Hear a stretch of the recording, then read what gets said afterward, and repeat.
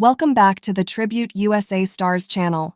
In today's video, we're celebrating the lives and legacies of legendary American celebrities and influential figures from around the world who have sadly passed away. Before we get started, please take a moment to hit that like button. It really helps our channel grow and reach more viewers. Thank you for your support, and let's begin.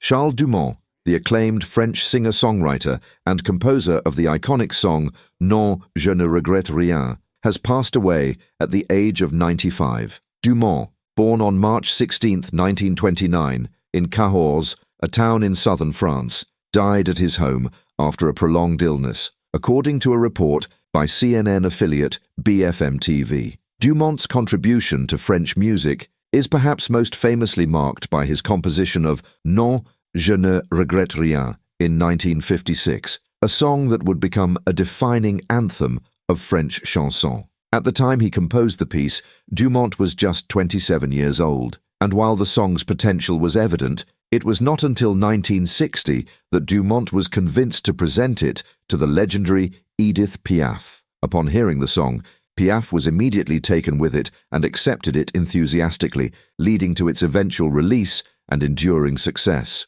Throughout his career, Dumont went on to compose nearly 40 songs for Piaf, one of the most celebrated French singers of the 20th century. His collaboration with Piaf cemented his place in the history of French music, though he also worked with a number of other renowned artists. In addition to his work with Piaf, Dumont contributed his talents to international music icons such as Barbara Streisand and the Italian-French singer Dalida. His career extended beyond composition, as he occasionally lent his own voice to recordings, further showcasing his musical versatility. A trained trumpeter, Dumont initially had an unremarkable career, but his breakthrough with Piaf marked the start of a successful and influential path. He continued to enjoy recognition within the French music scene and beyond, working as both a composer and performer. Dumont's last public performance took place in 2019, marking the end of an illustrious career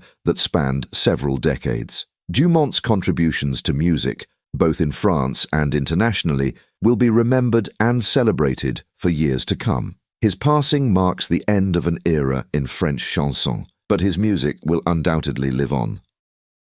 I think more and more Americans now are conscious of the need for travel insurance. It used to be that almost 100% of Americans didn't. Arthur Frommer, the renowned travel expert and author of the groundbreaking Europe on $5 a Day, has passed away at the age of 95 due to complications from pneumonia. Frommer, whose pioneering approach to affordable travel revolutionized the way Americans explored Europe, leaves behind a lasting legacy in the travel industry. Frommer's career in travel writing began in the 1950s while he was serving in the U.S. Army in Europe. During his time stationed overseas, he wrote a guidebook for American soldiers, the GY's Guide to Traveling in Europe, which quickly gained popularity and sold out. Encouraged by this success, he self-published Europe on $5 a Day in 1957, a book that would go on to change the landscape of travel for everyday Americans. The guidebook was based on the idea that international travel could be both affordable and enriching, offering detailed itineraries and practical advice that made European travel accessible to the average person.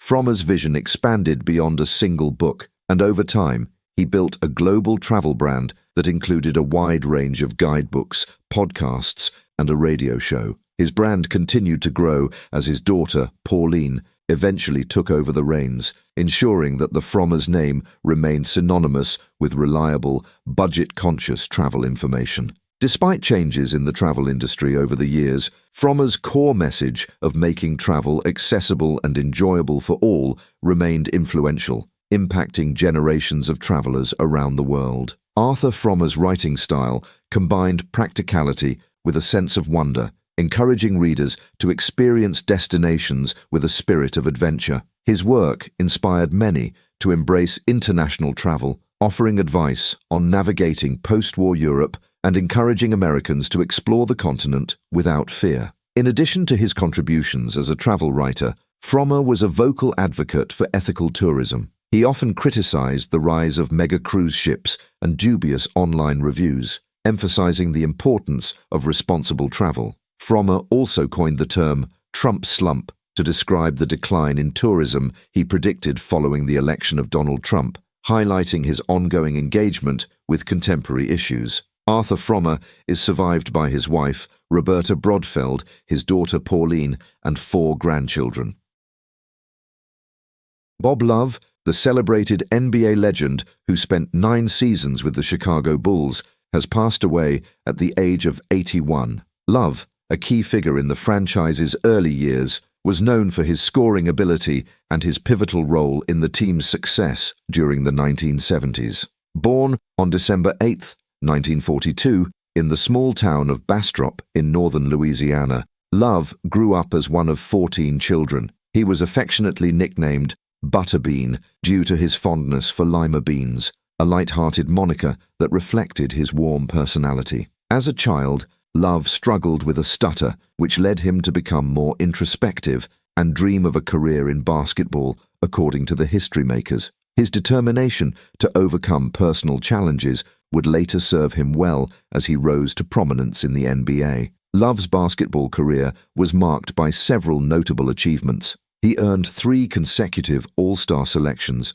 from 1970 to 1973, solidifying his status as one of the league's top players. During the 1971-72 season, Love delivered a career-best performance, averaging 25.8 points per game, the highest on his team. His ability to score and his overall contributions to the game made him a central figure for the Bulls in the early 1970s. After retiring from professional basketball following the 1976-77 season, Love had accumulated impressive career statistics, averaging 17.6 points and 5.9 rebounds per game over the course of 789 NBA games. In addition to his time with the Bulls, Love also played for the New Jersey Nets and the Seattle Supersonics during his career. However, it was his years in Chicago that cemented his legacy as one of the franchise's all-time greats. In recognition of his contributions to the team,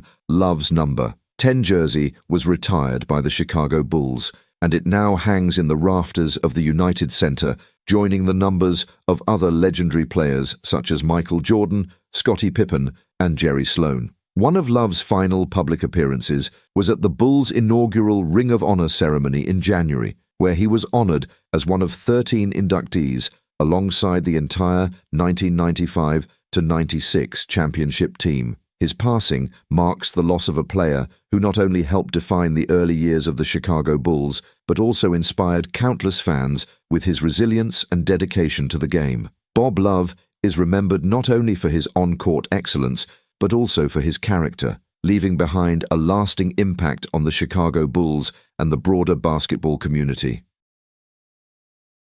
Paul Teal, the accomplished actor known for his memorable role in the CW's One Tree Hill, has passed away. Teal, who garnered recognition for his portrayal of Josh Avery in the 7th season of the popular teen drama, leaves behind a legacy of notable performances in both television and film. Teal's most prominent role came in 2010 when he appeared on One Tree Hill as Josh Avery, a successful actor who comes out after his film 7 Dreams Till Tuesday gains critical acclaim. His portrayal of a character navigating the complexities of fame and personal identity was widely appreciated by both critics and audiences. His work on the show showcased his ability to bring depth and authenticity to his roles, contributing to the overall success of the series. In addition to his work on One Tree Hill, Teal had a diverse career with roles in several other popular TV shows. He appeared in Dynasty, The Walking Dead, World Beyond, and The Staircase, among others, further demonstrating his range as an actor. His versatility allowed him to play a wide variety of characters, earning him a respected place in the television industry. Teal also ventured into film, with one of his later roles being in the 2022 psychological thriller Deep Water, which starred Ben Affleck and Ana de Armas. He continued to take on new projects, and his most recent work included roles in Descendants, The Rise of the Red and Lily, both of which were released in 2024. Notably, Teal was set to appear in the upcoming Starz thriller series The Hunting Wives, alongside Dermot Mulroney, Malin Akerman, and Brittany Snow. Filmed before his passing, the series is slated to debut next year, marking one of his final contributions to the screen. Throughout his career, Teal demonstrated a remarkable ability to portray characters with emotional depth and complexity. His work continues to resonate with fans and colleagues alike, and his contributions to the entertainment industry will not be forgotten. Paul Teal is remembered as a talented actor whose career spanned a variety of genres, leaving an indelible mark on the television and film worlds. His passing is a loss to both his fans and the entertainment community, and he will be missed by all who had the privilege of watching his work. The first movie I did where I got to wear a shirt was, I swear to God, every time I go.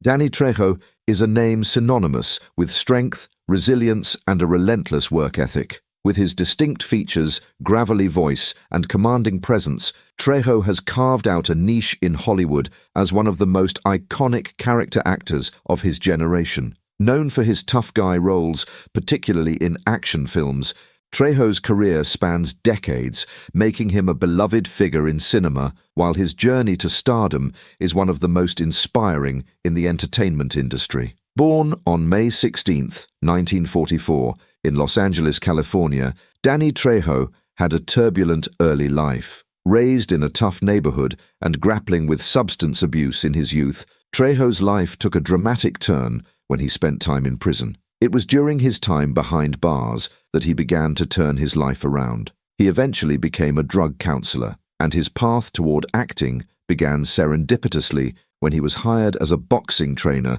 for the film Runaway Train, 1985, starring Jon Voight. Trejo's role as a convict in this film marked the beginning of a highly successful acting career. Trejo quickly gained recognition for his ability to portray hardened criminals, but he soon became much more than just a typecast character actor. 1995. Directed by Robert Rodriguez, Trejo played the character of Kukui, a role that solidified his status as a cinematic tough guy. His collaboration with Rodriguez would continue throughout his career, with roles in From Dusk Till Dawn, 1996, The Faculty, 1998, and the Spy Kids series, where he showcased his range as an actor beyond just action-packed roles. Perhaps his most famous role is in the Machete series, which began with Machete, 2010. Playing the titular character, a vengeful ex-federal, Trejo became a cult figure in his own right. The film was a tribute to exploitation cinema, and Trejo's portrayal of Machete turned him into a symbol of justice and retribution. Throughout his career, Trejo's work has earned him both critical and commercial success. His impact on the film industry is undeniable. He has received several nominations and wins from independent film festivals and award shows, including recognition for his performances in films like Heat, 1995, and The Ballad of Lefty Brown, 2017. Trejo is often celebrated for his contributions to films that center on Latino culture and representation, making him a role model for many aspiring actors from marginalized communities. In terms of his personal life, Danny Trejo has faced significant health challenges over the years. A former drug addict, Trejo has been open about his struggles with addiction and how he turned his life around. He has become an advocate for sobriety and has worked with youth to promote healthy lifestyles. His work as a counselor in prison and as an advocate for at-risk youth has been a major part of his life off-screen. Trejo has also had some health issues as he has aged. He underwent surgery in 2019 for a serious back injury, but his recovery process has been impressive, showing his dedication to maintaining his health despite the physical demands of his career. He continues to prioritize fitness and well-being, which has contributed to his ability to take on physically demanding roles even later in life. As of 2024, Danny Trejo's estimated net worth is between $8 million to $10 million. While not as high as some of his Hollywood peers, his career is marked by a prolific output of work, with over 350 film and television credits to his name. Trejo's diverse income sources include his acting career, but also his ventures into the restaurant business, particularly his successful chain of Trejo's Tacos restaurants in Los Angeles. At 79 years old, Danny Trejo remains a beloved figure in Hollywood. He continues to work regularly, appearing in a variety of projects, including film, television, and voice acting. His story is one of redemption, proving that it's never too late to turn your life around and make a significant impact. While many associate him with tough guy roles, Trejo's contributions to the film industry, his advocacy for sobriety, and his entrepreneurial spirit make him a true legend. His legacy, both on-screen and off, is one of perseverance, integrity, and self-reinvention, and he shows no signs of slowing down. As of now, Danny Trejo is alive and well, continuing to inspire fans and fellow actors alike. His journey from a troubled youth to one of Hollywood's most respected actors is a testament to the power of second chances and the transformative nature of hard work and determination. The music world is mourning the loss of Colin "Smiley" Peterson, the original drummer for the legendary Bee Gees, who passed away on November 18th at the age of 78. Peterson was a pivotal figure in the early years of the Bee Gees, and his contributions were instrumental in shaping the distinctive sound that propelled the group to international fame during their formative years. Peterson's musical legacy is closely tied to some of the Bee Gees' most iconic hits, including Massachusetts, To Love Somebody, and Words. His drumming and overall musicianship played a key role in the band's success, helping to define the soulful pop sound that resonated with audiences worldwide. He was part of the Bee Gees during their rise to prominence in the late 1960s and early 1970s, with his final album with the group being 1970's Cucumber Castle. Following his departure from the Bee Gees, Peterson briefly joined forces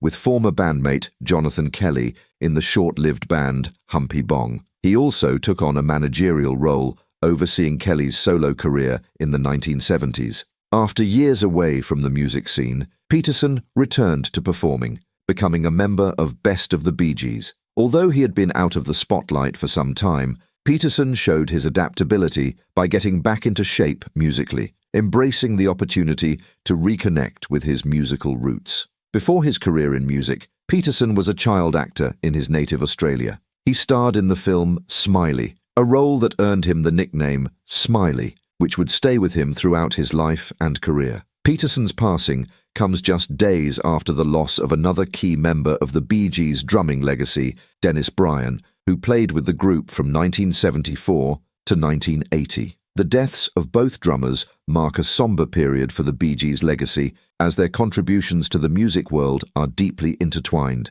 Peterson is survived by his ex-wife Joanne and their two sons, Jaime and Ben. His passing represents the end of an era for the Bee Gees' early sound, but his influence on the band's iconic music will endure. Colin "Smiley" Peterson's contributions to music and his enduring legacy within the Bee Gees' history will continue to be remembered and celebrated by fans and fellow musicians alike.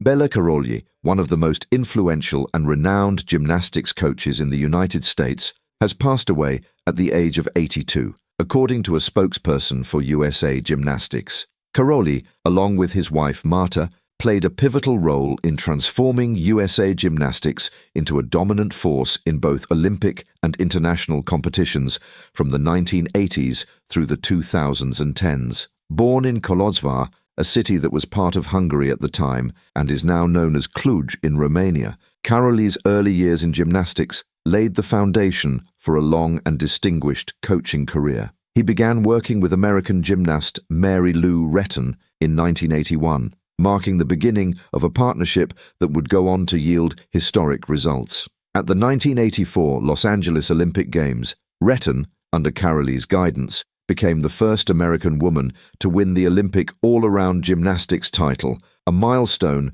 that marked a turning point for U.S. gymnastics on the world stage. Over the following decades, Karolyi and his wife, Marta, helped to shape and revolutionize gymnastics in the United States. Together, they coached a number of American gymnasts to Olympic and World Championship success, cementing their legacy as one of the most influential coaching duos in the sport's history. Karolyi's coaching methods, which emphasized strength, discipline, and mental toughness, became synonymous with American gymnastics excellence. Karolyi officially retired from coaching after the 1996 Atlanta Olympic Games, but he continued to contribute to the sport as the U.S. national team coordinator from 1999 to 2000. His involvement in gymnastics, however, did not end there. The Karolyis also operated a renowned gymnastics training center in Texas, known as the Karolyi Ranch, which became an important hub for training elite gymnasts. Karolyi's contributions to gymnastics extended far beyond his time as a coach. His leadership and vision helped to elevate the United States to the top of the gymnastics world, where it remains today. Karolyi's passing marks the loss of a legendary figure in the sport, whose impact will be felt for generations to come. Bela Karolyi is survived by his wife, Marta, and their family. His passing is a moment of reflection for the gymnastics community, as it honors the life and legacy of a coach who helped shape the success of U.S. gymnastics on the world stage. One of your first big breaks was you were cast in the Bad video, Michael Jackson's Bad video. Michael Jackson.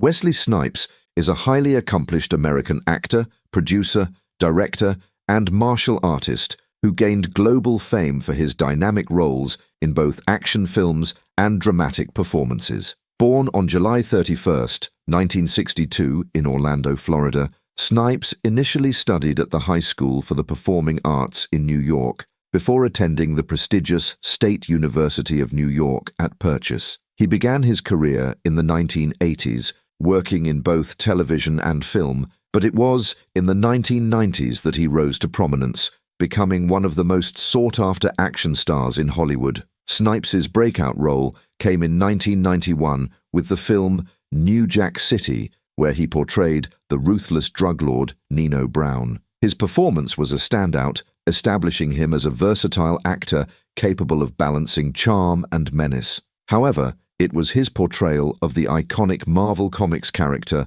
Blade in the Blade trilogy, 1998, 2002, 2004, that solidified his legacy as an action star. The success of the Blade series helped pave the way for the modern era of superhero films, particularly the rise of comic book adaptations into blockbuster franchises. Snipes' portrayal of the half-human, half-vampire vampire hunter was praised for its intensity, charisma, and martial arts prowess, making him a staple of the genre. Snipes' film career spans a wide array of genres, demonstrating his impressive range as an actor. Alongside his action roles, he also delivered powerful performances in films like White Men Can't Jump, 1992, where he starred opposite Woody Harrelson in a memorable comedy about two street basketball players, and Demolition Man, 1993, where he starred alongside Sylvester Stallone. His role in To Wong Foo, Thanks for Everything, Julie Newmar, 1995, showcased his comedic timing and versatility, playing a drag queen alongside Patrick Swayze and John Leguizamo. Throughout his career, Snipes has worked with top filmmakers and actors, earning a reputation as both a dedicated performer and a box office draw. Despite his successes, Snipes' career was marred by legal troubles in the mid-2000s. In 2008, he was convicted on charges of willfully failing to file tax returns, leading to a 3-year prison sentence. After serving his time, Snipes made a strong return to acting, appearing in films such as The Expendables 3, 2014, Chirac, 2015, and Dolomite Is My Name, 2019, where his performances were well received. Snipes has since been vocal about the lessons he learned from his legal issues and has worked to rebuild his career in Hollywood. Throughout his career, Snipes has garnered a number of accolades. He received Golden Globe nominations for his performances in To Wong Foo, Thanks for Everything, Julie Newmar and the Player, 1992, as well as a NAACP Image Award nomination for his portrayal in The Expendables 3. He has also been recognized for his contributions to film with awards from various organizations, including the Hollywood Film Awards and the Image Awards. While he has yet to win an Academy Award, his impact on the action genre and his significant body of work has earned him a place among the industry's greats. As of 2024, Wesley Snipes' net worth is estimated to be approximately $10 million. Much of his wealth comes from his successful film career, with notable earnings from the Blade franchise, as well as royalties from various other films and TV projects. In addition to acting, Snipes has pursued business ventures, including producing and directing projects under his own production company, Amen-Ra Films. In terms of health, Snipes has remained active and physically fit throughout his career, known for his martial arts training and rigorous workout routines. His involvement in martial arts, particularly in disciplines like kickboxing and Brazilian jiu-jitsu, has contributed to his action star persona and allowed him to perform many of his own stunts. Though he has been in the public eye for decades, Snipes has largely kept his personal life private, focusing on his work and his continued health. He has occasionally shared his approach to maintaining his fitness, emphasizing the importance of exercise, discipline, and mental focus. Wesley Snipes is alive and continues to engage in new projects. As of recent years, he has worked in both television and film, and his fans remain eager to see what he will do next. With an enduring career marked by resilience and talent, Snipes remains a respected figure in Hollywood, proving that even after personal challenges, an actor's true potential can always be realized. His contributions to the action genre, his versatility across different kinds of roles, and his comeback story are all testament to his enduring influence in the entertainment industry.